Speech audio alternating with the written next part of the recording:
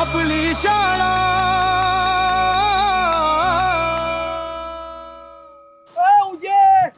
तुला काळी म्हैस म्हणला काय म्हणलं तुम्हाला काळी म्हैस म्हणतो काय? नाही नाही मी असं काहीच बोलू नाही. अगं काळी म्हैस डांबर म्हणलाय तुला डांबर. हत्ती पण तुझ्या समोर बारका दिसतो असं म्हणतोय. काळी म्हैस तू काळी म्हैस धोंडा आहे धोंडा. अरे राहुल्या काय पण नको नको कुठे बोलू.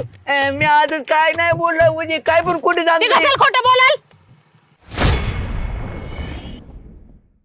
आवाज दिलता सर.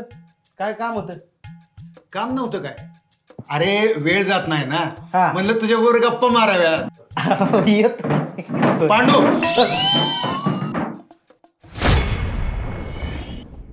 का रे शानपणा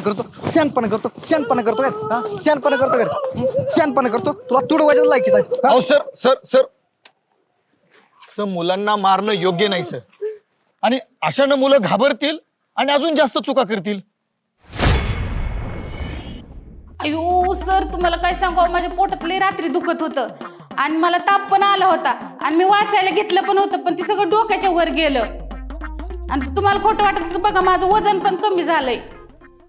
हे बघा तुम्हाला मी स्पष्टपणे सांगतो फक्त 1 वर्ष. एका वर्षात आपल्या शाळेचा जर पट वाढला नाही तर आपल्या शाळेला टाळं लावण्याशिवाय पर्याय नाही. अरे जबस अरे हाणलो किती लागा त्या हिटलं हाणलंय तीच कमी होय तू आणखीन हाणायला लागलाय दिसलं तू कुठे आणखीन. अरे माझ्या तर पाटणीची हाड मोडल्यात वाटतं. कुत्र्यासारखं मारलंय रे मला.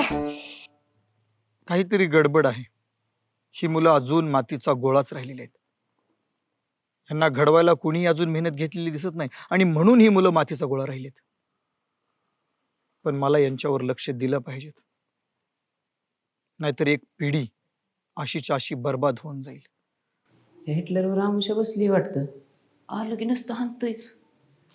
असं नको बोलू सर ते आपले असं बोलतो ते अभ्यास केला तर ते कशाला मारतील आपल्याला. ए हुशारच्या अवलाद तुला काय कळणार ज्याच्या डोक्यात अभ्यास घुसत नाही त्याचं दुःख.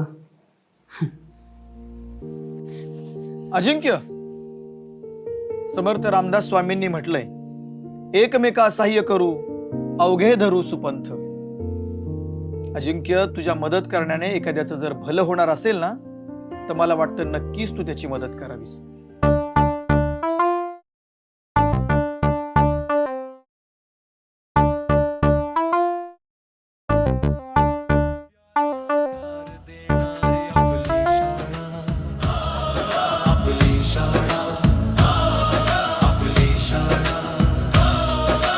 इथे प्रत्येक पाऊल एक नवी वाट.